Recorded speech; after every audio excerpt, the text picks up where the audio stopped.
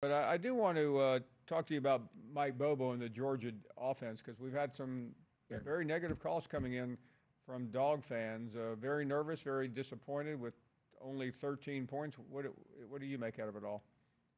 Yeah, well, I mean, I start out giving the home team a lot of credit. That was a charged up Kentucky team. I mean, albeit a team that got beat pretty bad the week before by South Carolina, but with a former Georgia quarterback and a former Georgia middle linebacker, pretty good defensive line play. And really, they only turned it over, I think, once. It led to three Georgia points. But I think the red alert is that the Georgia line play wasn't dominant. Now, granted, Tate Ratledge, the best offensive lineman for Georgia, left the game in the second quarter. He'll be out 5 or 6 weeks. I think he's had tightrope surgery. So you took a little bit of a blow. I didn't think Carson Beck played well, and I've said it all year. I don't sense that Carson is settled down enough to be comfortable in the clutch.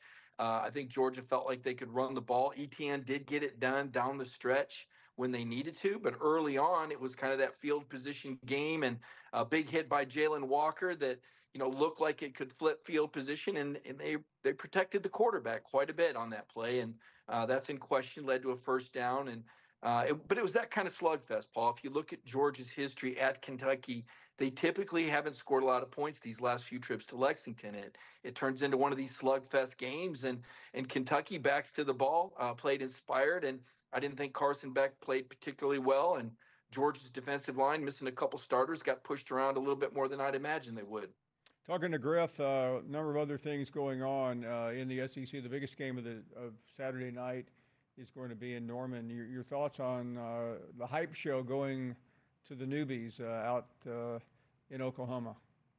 Well, a lot of incentive for Tennessee. I saw where they were given like a 10% tax on sales ticket, a Yeah, talent fee, right? how about These that? guys are so good. Yeah, I mean, these guys are so good. They're going to raise your ticket prices 10%. I think they better win. If you're paying for it, I think they're expecting to win, and I expect to win. Josh Heupel's done a great job. But beyond that, just the drama of Josh Heupel having quarterback there and coached alongside Brent Venables when he was on the staff as well. There's a lot of familiarity there. Obviously, this is a big game for Josh going back to Norman, Oklahoma, and a big game for Tennessee. If you look at their road record since Josh has been there, it's not the most inspiring. It doesn't inspire a lot of confidence. They have not played well in big games, some big games on the road. Granted, they did beat LSU, but I think back to their trip to Sanford Stadium when it was a number one versus number one, and Tennessee kind of melted in the rain amid the crowd noise. You wonder if Tennessee can handle the crowd noise at Oklahoma. You wonder about the freshman or the redshirt freshman, whatever you want to call Nico. He's an incredible talent, but he is going to get hit. This is a good Oklahoma defense, and a lot of people are saying that Tennessee hasn't been tested. There's still some people out there that say this is a gadget offense. I don't agree with that. I think it's an exciting offense and it's an explosive offense that really challenges defense with the verticals, but Tennessee can also run the ball. To me, though, the real matchup is that Tennessee defensive line against the Oklahoma offensive line. I'm just not sure how Oklahoma can establish a run and get any kind of balance. That's why I like Tennessee to win this game. I like Nico a lot. I'm a believer in this Tennessee team. Some people, Paul, we do this AJC power poll.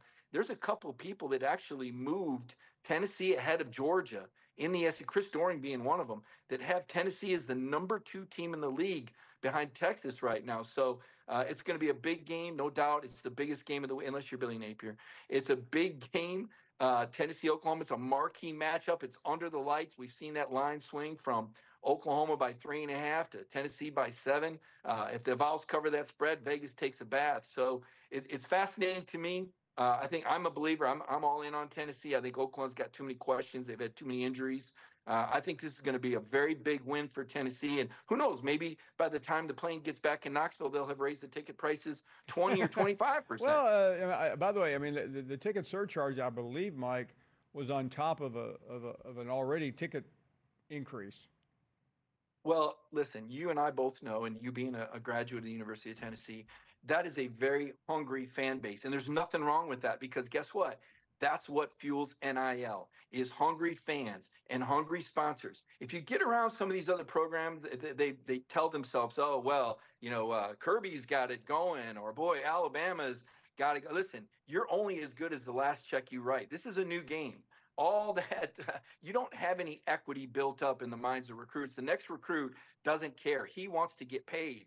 And right now that's advantage Tennessee. If you look at the facilities that Tennessee has built up and you look at the strength of that NIL, and you've got business people running the University of Tennessee right now. Tennessee is poised for an SEC takeover. This is a very big game for Josh Heupel. He needs to win this game, shut down Oklahoma. I think Venables is the guy of the future. They've just had some injuries. Give him a little bit more time to get some players in there. But very big game for Tennessee. A lot of momentum for the Vols right now, Paul. A week ago, you told us that your sources indicated to you that money was being raised to buy Billy Napier out. I'm not, by the way, I'm not going to Gainesville tomorrow. I'm finally skipping the University of Florida. But I did see Scott Strickland while I was down there, and he sent me, want to make sure he sent his best to you. What's going on in Florida right now, other than a game tomorrow, a game Saturday against Mississippi State that will bewilder the audience? Well, I read an Associated Press report from Mark Long, who I have a great deal of respect for. He's been there a long time. He says it's not if, it's when. And when the AP is saying that, the AP is I don't know that they're ever really wrong. So many talented writers there, Paul Newby. I could go on and on with Teresa Walker. They're just incredible reporters. It sounds to me like it's now. The question is, Paul, do you fire Billy Napier if he loses to Mississippi State? Because you got to hire somebody. And I don't know who's out there floating around that's interested. Oh, wait a minute. Did we see John Gruden saying he's interested in coaching and possibly at the collegiate level? Now, would you, if you're Florida, would you take a flyer on letting John Gruden finish out the season as an interim head coach, Paul? I mean, you've read the same things I've read, Mike, but there was an AD quoted recently saying that nobody would touch John Gruden right now. Well, it's interesting because there's a lot of guys that have been touched, Hugh Freeze, that maybe didn't have the cleanest background, but they were able to win. And when I think about where college football is headed right now and this talent acquisition and this locker room management of salaries, I'm not so sure that'd be a horrible thing, and especially when you consider John Gruden's background in Florida. He did a pretty good job coaching the NFL when he was in that state. I think it would be intriguing. And look, if I'm Florida and you lose at Mississippi State, to me, that is an indictment on Billy Napier, and it's time to let him and his wife and family move on. And with the struggles of the whatever 27 million they'll take with them, it's time to let them move on and let someone try to infuse some energy and build some momentum. Because otherwise, it's that old dead. I hate that term, dead man walking, but that's what it turns into. So I think if they lose, and I don't think they'll lose at Mississippi State, if they win, I think isn't Florida coming into a bye week? It would seem to me that would be a good time to make a change. But again, you've got to have somebody else run the program. You're not going to pull an active coach mid-season to Florida. So you have to have an interim in position. And I haven't researched that beat like, some of those other talented writers down there like Kevin Brockway and Edgar Thompson. I can't tell you who's on the staff and who could handle an interim role. I just know that if Billy Napier loses this game to Mississippi State, I think the drum beats will be deafening. And I think Florida needs to make some sort of move to try to build some momentum for the remainder of the season. Granted, it's a very difficult schedule. Again, I'm on the outside looking in, but if I could take a flyer on John Gruden, that's kind of a high risk, high ceiling. I would absolutely do that.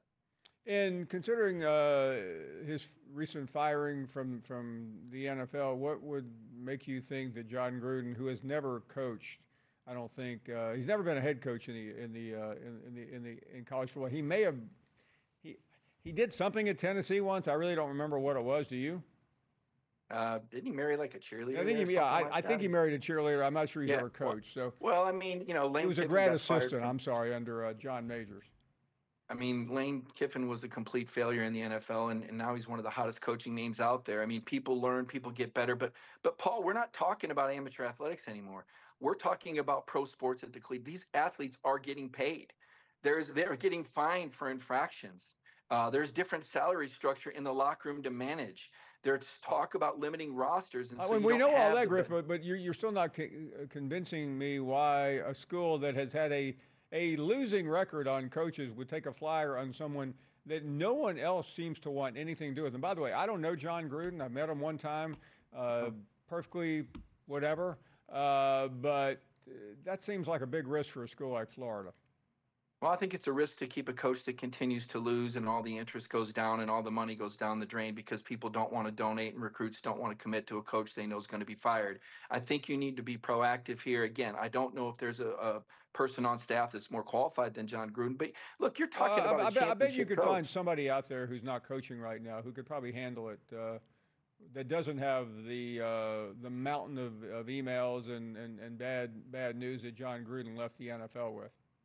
Yeah, well, Deion Sanders didn't exactly have the cleanest closet either when he entered into the college game, and it turned into a bit of a sideshow and, quite frankly, a lot of excitement for Colorado. At the very least, it would show some effort on Florida's part.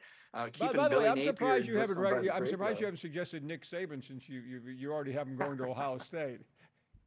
Well, actually, I never said that. I said that I thought he would coach again, and we were throwing out schools that Oh, would be okay. possibilities for Nick. And I think you kind of took the ball and ran with it like Trevor Etienne did in Georgia's game-winning drive against Kentucky. Pretty talented guy, by the way. Look, I'm not the Florida athletic director. I don't host these parties with important people and persuade people. I'm not that person. I'm just on the outside looking in, saying if I was Florida and I have a coach that I know I'm going to So fire, and I need are some. you now criticizing me for going to Scott Strickland's house last Friday night? Is that what this is? I didn't even know you were. I should have I figured mean, you he would be didn't on that invite. He guest list. invited the entire crew, Mike, and I thought, as considering he seems to be in the know right now, it wasn't a bad idea to drop in. Oh, I'm sure the hors d'oeuvres were good too. Do They they were. serve gator They were meat or quite good. Billy Napier By the meat? way, he I has don't. I hope he stays. I hope he keeps his job. It is a beautiful house. Well, I'm sure Billy Napier does too, and he'll be I able to bet he buy plenty does. more when he gets bought out. But look, we're spitballing this, right? I mean, Jamie Chadwell's at Liberty right now. I saw some odds come out. I know I've mentioned him a couple times, and some people say no, they need an established guy. Okay, well.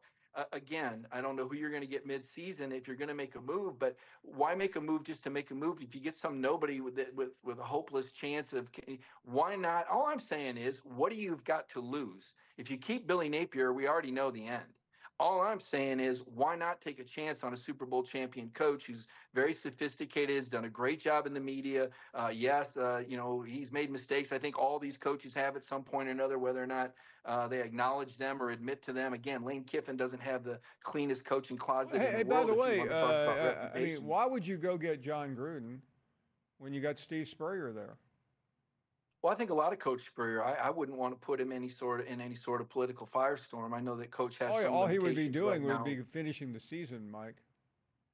Yeah, I mean, I don't know if he'd be open to that. I really haven't discussed that with Coach Okay, Spurrier. I think he's a great I've mind, seen and him a couple of times lately. I'll ask him the next time I'm in Gainesville, you should. which will be a while. Mike, thank you. We appreciate your time very very much, Mike Griffith, whatever.